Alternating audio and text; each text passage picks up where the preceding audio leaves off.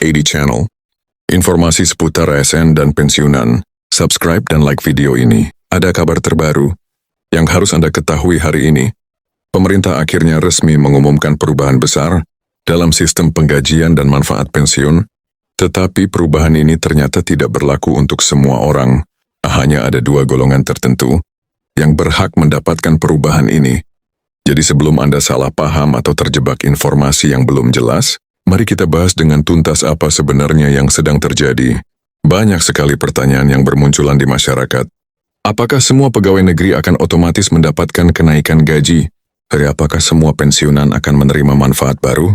Sayangnya sih jawabannya tidak sesederhana itu. Pemerintah Indonesia baru saja mengambil langkah selektif, di mana hanya 2 kelompok saja yang dinyatakan memenuhi syarat untuk perubahan ini. Siapa mereka? Apa kriteria mereka? Dan yang paling penting, bagaimana nasib para pegawai negeri dan pensiunan lain yang tidak termasuk dalam 2 golongan ini? Kita tahu saat ini banyak sekali berita simpang siur di media sosial. Ada yang bilang semua PNS akan langsung naik gaji bulan ini. Ada yang mengklaim semua pensiunan akan dapat manfaat tambahan. Tapi faktanya pemerintah sudah mengeluarkan pernyataan resmi yang memperjelas bahwa kebijakan ini sangat terbatas dan sangat terfokus. Ini bukan perubahan massal, melainkan perubahan yang ditujukan secara spesifik. Anda harus benar-benar paham posisi Anda. Apakah termasuk dalam golongan yang mendapatkan manfaat atau tidak, supaya tidak kecewa, tidak berharap lebih, dan tentu Maiden bisa segera mengambil langkah nyata. Karena itu, dalam video ini saya akan kupas tuntas info resminya. Kita akan bahas siapa 2 golongan yang dimaksud, bagaimana mekanisme perubahan ini diterapkan, kapan jadwal resminya, dan apa saja langkah konkret yang harus Anda lakukan, supaya tidak ketinggalan kesempatan kalau Anda memang termasuk yang berhak. Ini bukan lagi soal rumor, bukan spekulasi, tapi update resmi, langsung dari sumber terpercaya. Langsung saja. Sekarang kita mulai masuk ke pembahasan yang benar-benar Anda butuhkan. Pemerintah Indonesia lewat pernyataan resminya telah mengumumkan bahwa perubahan gaji dan manfaat pensiun ini berlaku khusus untuk 2 kelompok, dan ini sudah tertuang dalam regulasi yang baru saja dirilis.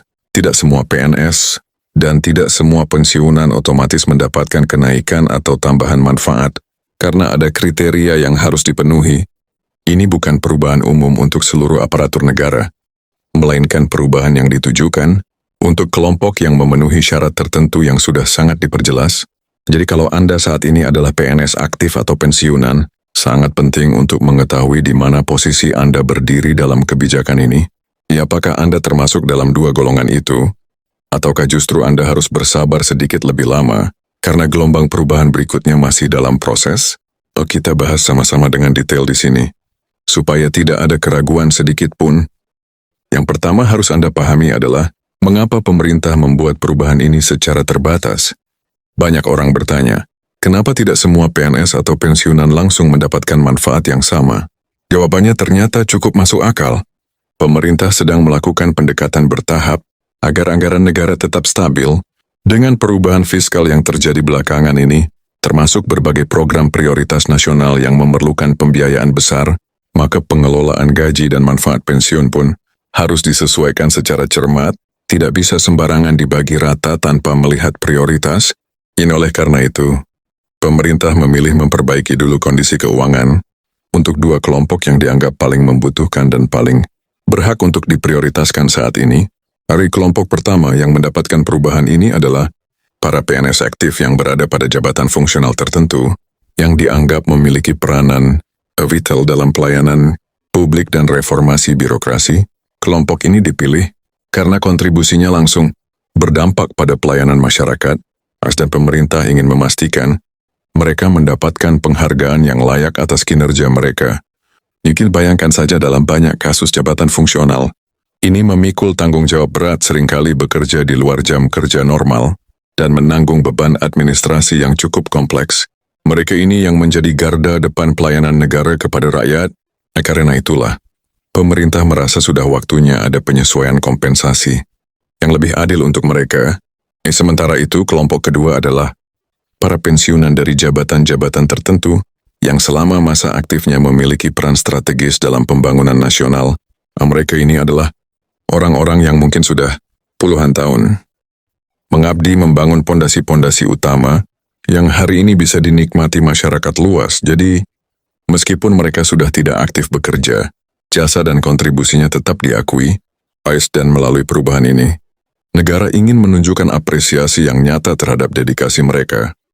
Peningkatan manfaat pensiun yang diberikan diharapkan bisa membantu mereka menjalani masa pensiun dengan lebih layak dan lebih sejahtera. Tentu saja setelah mendengar ini banyak yang bertanya-tanya, lalu bagaimana dengan kelompok lainnya? Apakah mereka diabaikan? Apakah akan ada perubahan berikutnya? Pemerintah juga sudah menegaskan bahwa perubahan ini adalah tahap awal setelah perubahan untuk dua kelompok ini dijalankan dan dinilai berhasil. Akan ada evaluasi lanjutan yang membuka peluang bagi kelompok lain untuk ikut menikmati peningkatan yang sama. Artinya, buat Anda yang mungkin saat ini belum masuk dalam dua golongan prioritas, tetap ada harapan dan kesempatan ke depan. Ini bukan berarti Anda dilupakan, tapi sedang menunggu giliran. Proses ini dilakukan pemerintah dengan prinsip kehati-hatian yang tinggi. Mereka tidak ingin membuat keputusan terburu-buru, yang justru bisa merugikan keuangan negara secara jangka panjang. Sekarang mungkin banyak yang bertanya, sebenarnya berapa besar pesangon yang akan diterima? Jawaban ini tentu bervariasi, tergantung masa kerja, golongan, dan hak masing-masing individu. Tapi yang sudah dipastikan oleh Taspen dan Kemenko, nominal rata-rata yang akan diterima berkisar antara 5 juta hingga 250 juta per orang tergantung haknya. Bahkan bagi pensiunan eselon tinggi, nominalnya bisa lebih dari 300 juta. Ini adalah angka yang sudah termasuk tambahan kompensasi. Dan kalau kita bandingkan dengan skema lama, besaran ini naik sekitar Agustus 12%, dan jadi bukan hanya lebih cepat cair, tapi juga nominalnya lebih besar dan lebih adil. Yang menarik lagi, pemerintah juga sudah menyiapkan mekanisme pemantauan real-time. Di aplikasi tersebut, setiap penerima bisa melihat status, apakah dana sudah disalurkan dalam proses transfer, atau masih tahap verifikasi. Saya juga perlu jelaskan soal timeline pencairan ini, supaya tidak ada lagi kebingungan.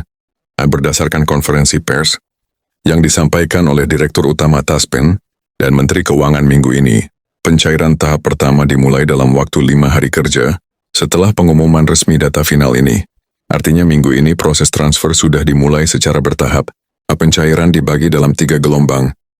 Masing-masing gelombang berdurasi sekitar 2 minggu, jadi semua dana diharapkan sudah masuk ke rekening penerima. Maksimal dalam 1 bulan ke depan, gelombang pertama diprioritaskan untuk pensiunan yang sudah menunggu lebih dari 10 tahun, gelombang kedua untuk mereka yang menunggu Mei 10 tahun, dan gelombang ketiga untuk pensiunan baru yang haknya baru diverifikasi dalam 5 tahun terakhir. Sistem gelombang ini diharapkan bisa mempercepat distribusi tanpa terjadi penumpukan proses transfer. Mungkin sebagian dari Anda juga bertanya, bagaimana kalau ada pensiunan yang sudah meninggal dunia? Apakah dana pesangonnya hangus? Jawabannya tidak.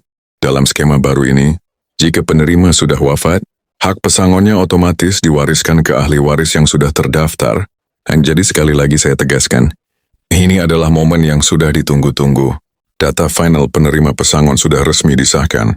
Skema pencairannya sudah dirancang lebih adil dan cepat, dan dana sudah siap ditransfer ke rekening penerima mulai minggu ini. Dan jangan lupa cek nama Anda di aplikasi Taspen Mobile atau di situs resmi Taspen untuk memastikan status Anda. Pastikan juga rekening yang Anda gunakan aktif dan sesuai data yang sudah terdaftar.